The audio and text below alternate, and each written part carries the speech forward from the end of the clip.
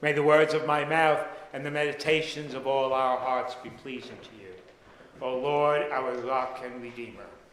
Amen.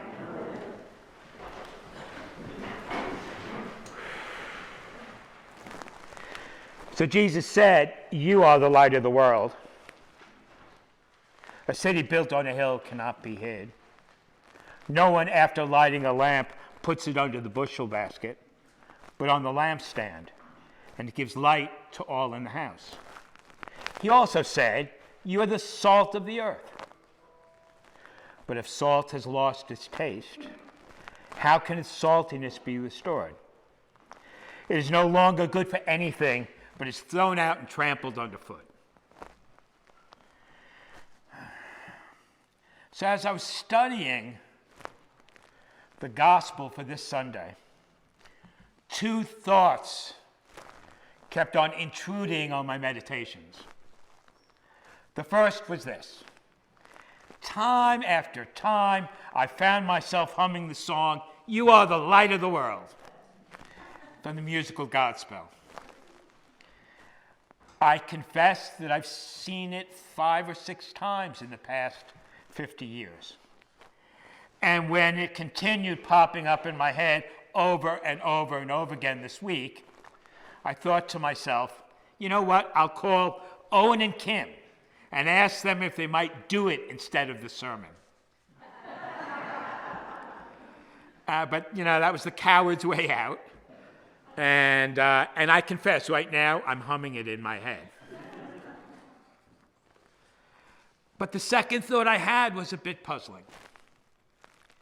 You see, Jesus didn't say, "You should be the salt of the earth.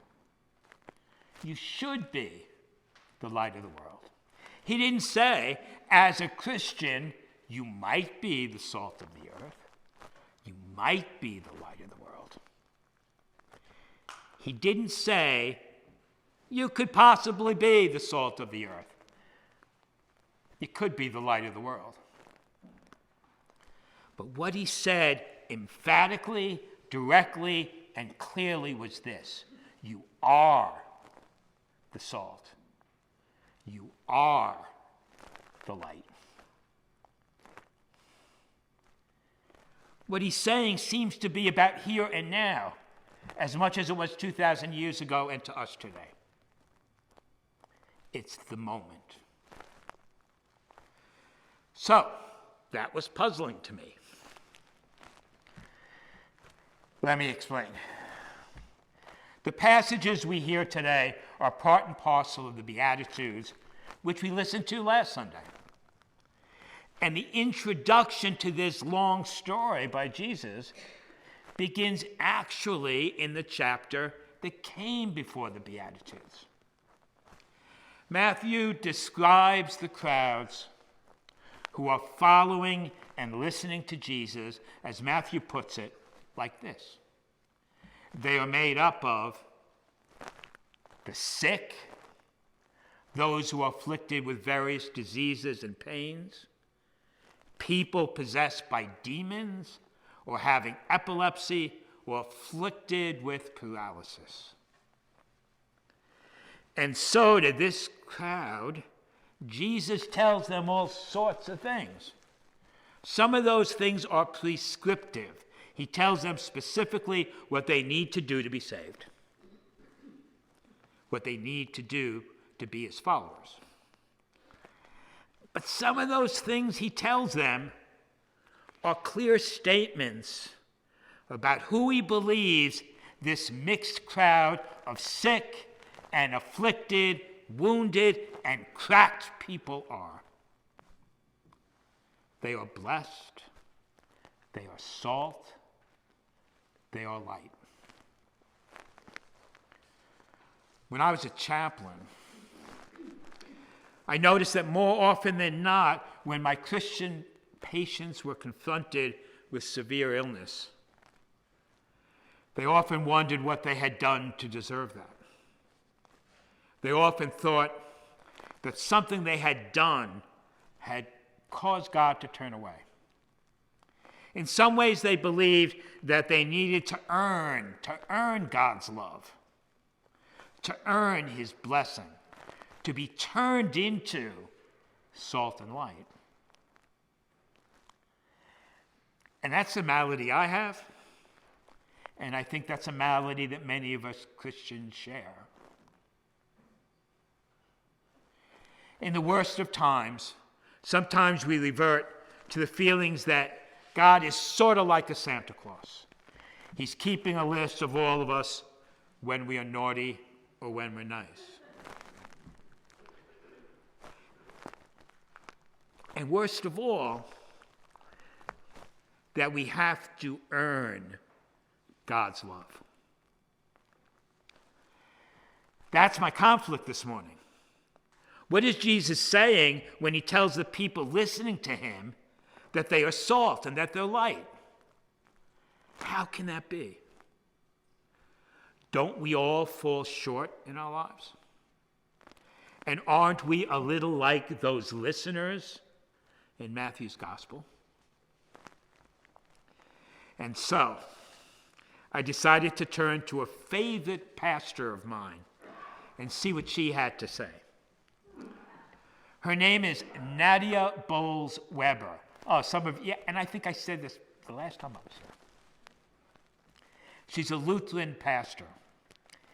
She is also well known for all of her tattoos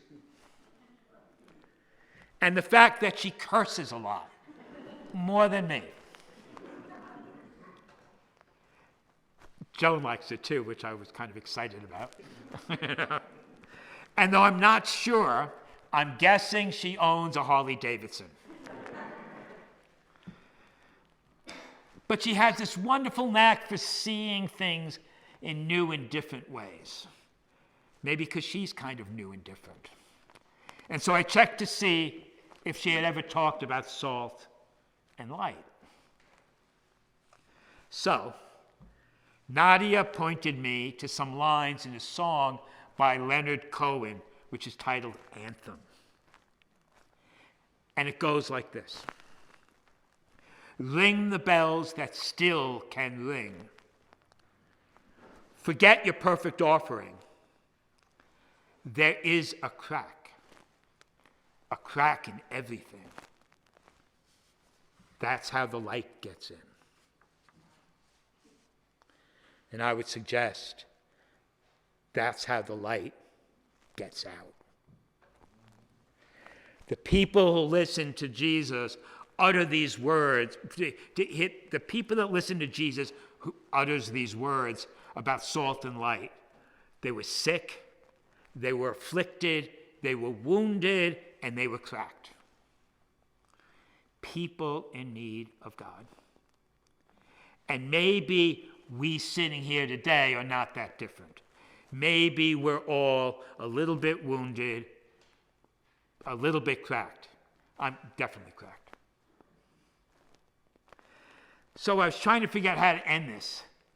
And I figured since I started there with Nadia, I'm going to end with something she said in her sermon.